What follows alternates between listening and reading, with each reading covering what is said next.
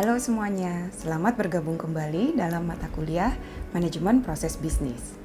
Sampai saat ini, kita sudah mempelajari bagaimana caranya untuk mengidentifikasi dan menemukan proses bisnis yang dilakukan oleh perusahaan saat ini atau yang disebut dengan proses bisnis as is. Sekarang pertanyaannya, bagaimana kita dapat meningkatkan proses bisnis as is tersebut? Sebelum dapat meningkatkan proses bisnis as is, kita perlu untuk memahami apa yang menjadi permasalahan, apa yang menjadi akar permasalahan, dan apa dampaknya. Untuk itu, kita membutuhkan teknik analisis proses bisnis. Analisis proses bisnis dapat dilakukan dengan pendekatan kualitatif maupun kuantitatif. Pada bagian ini, kita akan membahas terlebih dahulu tentang analisis proses bisnis dengan pendekatan kualitatif. Selamat mengikuti.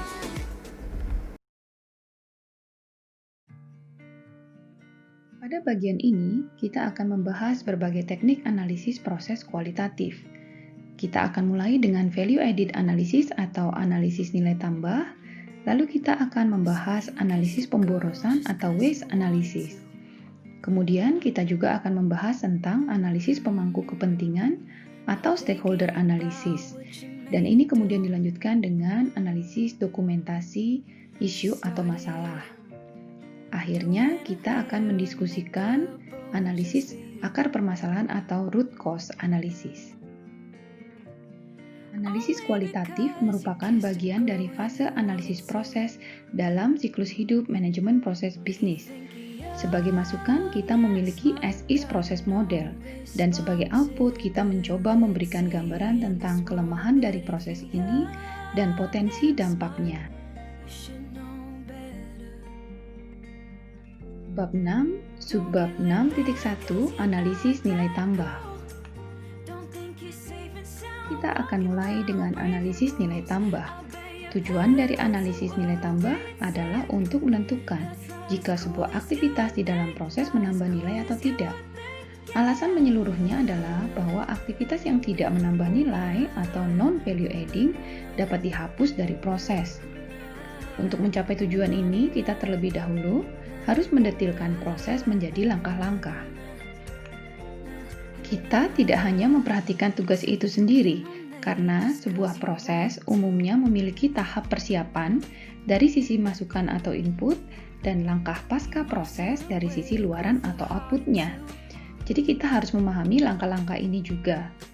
Setiap langkah kemudian diklasifikasikan menjadi 3 jenis aktivitas, yaitu aktivitas menambah nilai atau value adding, disebut juga dengan atau disingkat juga dengan VA, aktivitas yang menambah nilai bisnis atau business value adding, BVA, dan aktivitas yang tidak menambah nilai atau non-value adding disebut dengan NVA.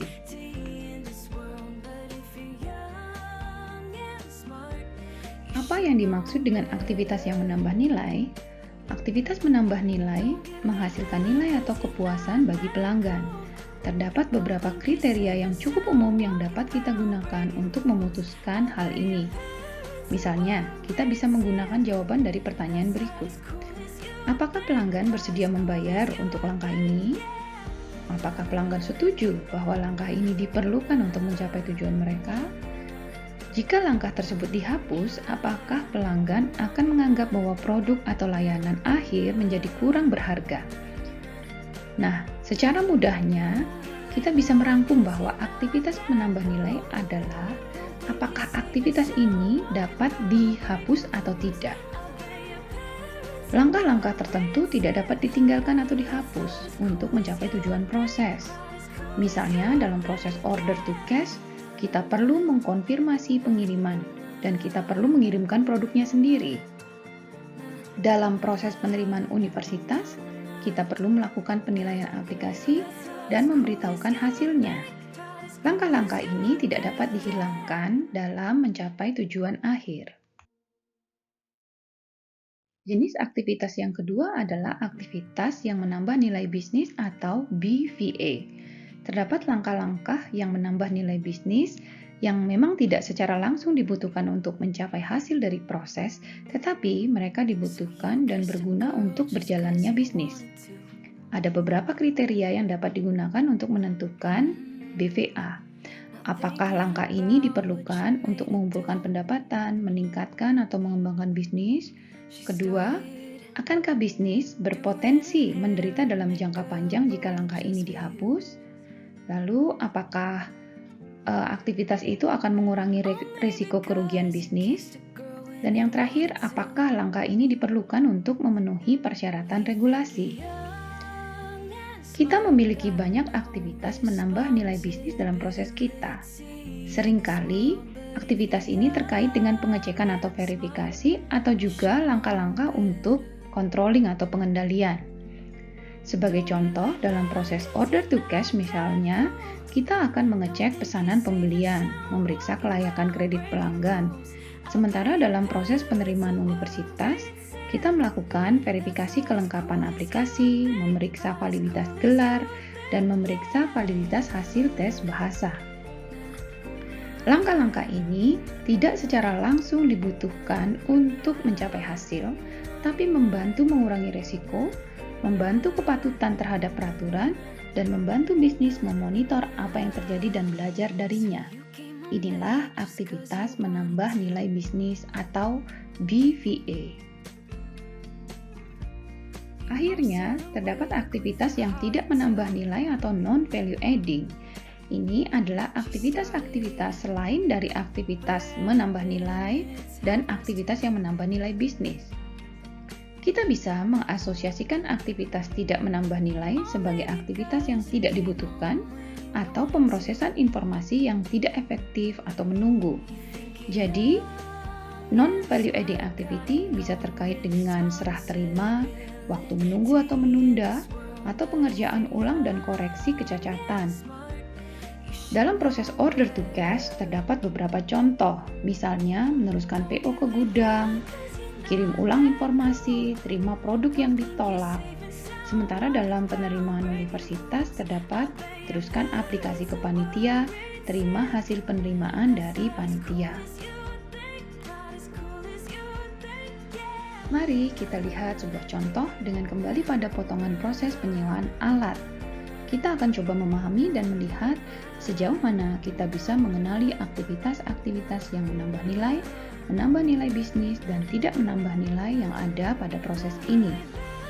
Mari kita lihat langkah demi langkah untuk mensubmit kebutuhan penyewaan alat. Mengisi permintaan adalah aktivitas yang menambah nilai. Namun, mengirimkan informasi kepada petugas adalah aktivitas yang tidak menambah nilai. Memilih peralatan yang sesuai adalah menambah nilai karena dibutuhkan untuk mencapai hasil. Tahap persiapan untuk membuka dan memeriksa permintaan tidak langsung dibutuhkan untuk mencapai hasil, sehingga bukan VA. Lalu kita lihat tahap cek ketersediaan. Ini adalah aktivitas menambah nilai, tetapi saat dilakukan pertama kali saja. Kemudian, mencatat alat yang direkomendasikan adalah aktivitas menambah nilai bisnis, karena tidak langsung dibutuhkan untuk mencapai hasil, tetapi bisnis membutuhkannya untuk transparansinya. Meneruskan permintaan pada insinyur pekerja bukan VA, melainkan aktivitas meneruskan informasi. Mereview permintaan adalah langkah selanjutnya. Membuka dan memeriksa permintaan dan mengomunikasikan masalah adalah aktivitas menambah nilai bisnis yang dapat dianggap sebagai aktivitas kontrol. Meneruskan permintaan kembali ke petugas adalah meneruskan informasi atau information passing sehingga tidak menambah nilai. Pada akhirnya, membuat PO adalah business value adding, tapi mensubmit PO ke pemasok adalah value adding yang dibutuhkan untuk mencapai hasil.